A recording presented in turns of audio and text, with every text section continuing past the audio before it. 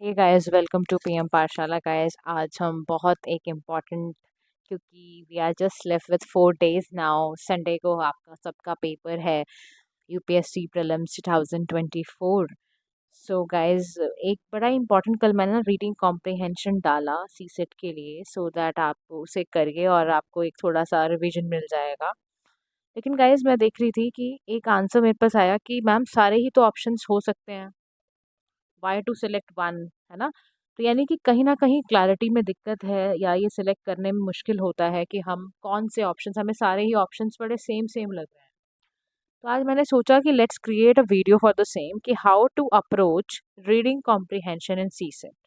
Civil services aptitude test के अंदर reading comprehension का अगर क्वेश्चन आता है, और आप समझ लो सीसेट का पेपर आपने देख ही लिया 2023 का, जिसने आपको ना कुछ चने चबा दिए होंगे, है ना। और आपने अगर अभी भी चेक कर रहे होगे, पेपर कर रहे होगे, तो आपको समझ आ रहा होगा कि वाकई बहुत ही डिफिकल्ट है। अगर आपने नहीं प्रिपेयर कर रखा ना, आई am telling you that really gives you a lot of hardships. ठीक है, अब मैंने कुछ रूल्स बनाए हैं जो मैंने सोचा है कि what I have experience from my journey. I am giving you all those points कि आप कैसे कैसे इनको कॉम्प्रिहेंड कर सकते हो। देखो, लोग क्या करते हैं, सबसे पहले ना पैसेज पढ़ने बैठ जाते हैं। गाइस, इतना टाइम नहीं होगा आपके पास कि आप बैठ के पैसेज पढ़ो। सीसेट के अंदर बहुत तरह के क्वेश्चंस हैं, 80 सवाल होते हैं, आपको 2 घंटे में कवर करने होता है। उसमें मैथ्स भी होगा, रीजनिंग भी होगा, रीडिंग कॉम्प्रिहेंशन का भी पार्ट होगा। और आप बड़े बड़े बैठ के पैसेज पढ़ने लग गए तो हो गया आपका काम। तो मुझे ऐसा लगता है, जो मैंने हमेशा, सीसेट हमेशा क्वालिफाई रहा है मेरा, तो मैं ये समझती हूँ कि ना सबसे पहले क्या करा करो, read questions first and highlight it. हमेशा सबसे पहले क्या करना, सबसे पहले पैसेज नहीं पढ़ना है, क्वेश्चंस देखो, हाईलाइट कर दो कि ये वाले तरह के क्वेश्चंस आए हुए हैं। आपको पता चल गया यार, पैसेज में कुछ कुछ इस तरह की चीजें हैं और इस तरह के सवाल पूछे गए हैं। सबसे पहले रीड क्वेश्चंस प्रॉपरली, ध्यान से ढंग से क्वेश्चन पढ़ना, और मेन इंपॉर्टेंट कीवर्ड्स को, क्वेश्चन के कीवर्ड्स को हाईलाइट कर लेना है। किसी कलर या पेंसिल, जो भी आप लेके जाओगे ना, पेंसिल लेके जाते हो तो जो भी हो है आपके पास है, आप उससे प्लीज हाईलाइट कर लो। That is the rule number one. The rule number two is, now read the passage and highlight that has been asked with important information. अब आपको ना, देखो, आपको बैक ऑफ द माइंड पता चल गया यार, ये तरह के सवाल पूछे हुए हैं। जब भी कहीं आप जब पैसेज पढ़ रहे होगे ना, तो आपको पता चल जाएगा यार, ये पूछा गया था, अभी इसको हाईलाइट कर लिया। ये वाला सेकंड क्वेश्चन था, इसमें ये पूछा गया था, थर्ड क्वेश्चन में ये पूछा गया था। Are you getting my point? This is how you need to solve. अब पैसेज पढ़ते वक्त बड़ा पूरा जान लगा देना। उसी पैसेज को पढ़ते पढ़ते जब आप इतनी सारी चीजें ढूंढ रहे होगे, इसमें आपको बहुत सारी चीजें समझ में आ जाएंगी। पैसेज पढ़ते समय आपको एक तो उसकी सेंट्रल थीम पता चल जाएगी कि सेंट्रल थीम किसके बारे में, एनवायरमेंटल है, बिजनेस टॉपिक है, किस तरह का टॉपिक है। तो सेंट्रल थीम पता चल गई। फिर आपको पता चल जाएगा इसका मेन आइडिया क्या है। सेंट्रल थीम पता चल गई, मेन आइडिया पता चल गया। आपको पैसेज की टोन पता चल जाएगी कि इमोशनल टॉपिक है या क्या है। ये सब आपको पता चल जाएगा कि राइटर क्या है।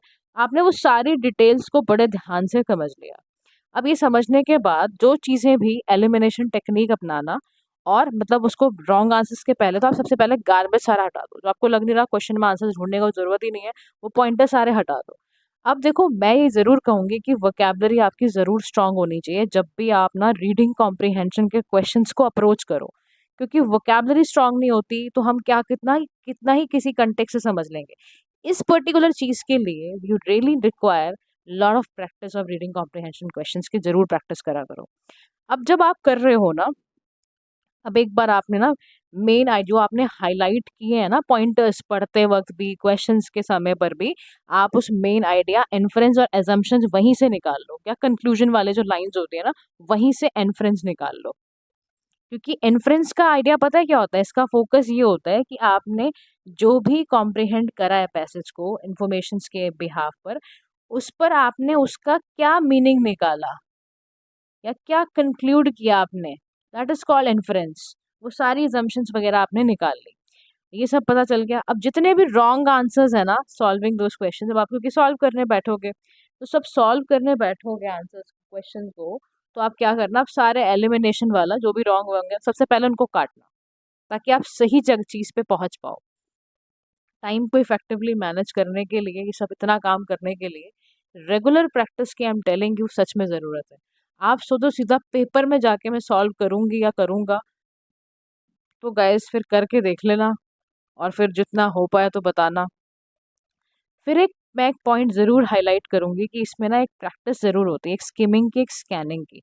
देखो, स्किमिंग का मतलब है क्विकली पैसेज को रीड करके इससे जनरल आइडिया निकाल लेना, that is called skimming. Scanning का मतलब है कि स्पेसिफिक इन्फॉर्मेशन निकाल लेना। तो स्किमिंग में आप क्या करते हो, जनरल आइडिया निकालते हो, स्कैनिंग में आप स्पेसिफिक आइडिया निकाल लेते हो। तो रिमेंबर, एक चीज़ बड़ी ध्यान रखना, रेगुलर प्रैक्टिस और सिस्टमेटिक अप्रोच अगर आप रखते हो, चीज़ों को एनालाइज कर लेते हो, तो डेफिनेटली आप स्किल्स को कॉम्प्रिहेंड कर पाओगे। ठीक है, अब क्विकली हम मूव करते हैं। हमारा ना एक मैंने क्वेश्चन भी डाला, सो दैट हम भी एक बार अपनी टेस्टिंग कर लें कि हम कितने अच्छे से क्वेश्चन को सॉल्व कर पा रहे हैं। तो as I told you, first of all read the question.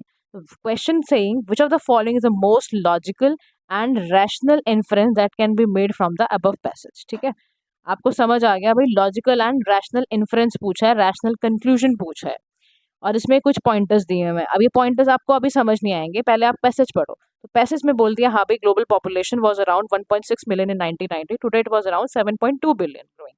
Recent estimates on population growth predict a global population of 9.6 billion in 2050 and 10.9 billion in 2100.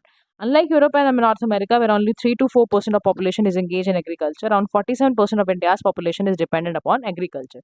Even if India continues to do well in the service sector and the manufacturing sector picks up, it is expected that around 2030, when India overtakes China as the world's most populous country, nearly 42% of India's population will still be predominantly dependent on agriculture. अब ये सारा data आया।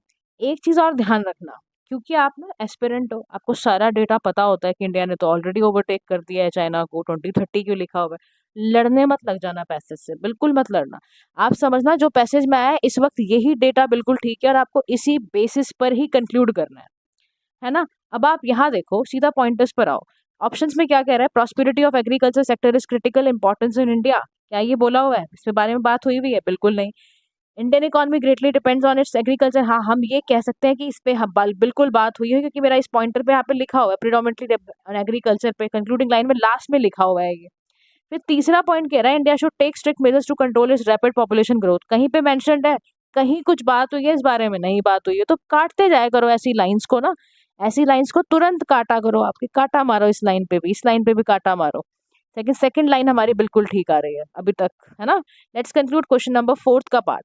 Fourth कह रहा है कि India का जो फार्मिंग कम्युनिटी है, switch over to other occupations to improve their economic lifes, कहीं कुछ बात हुई है इस बारे में? सीधा काटा मार देना।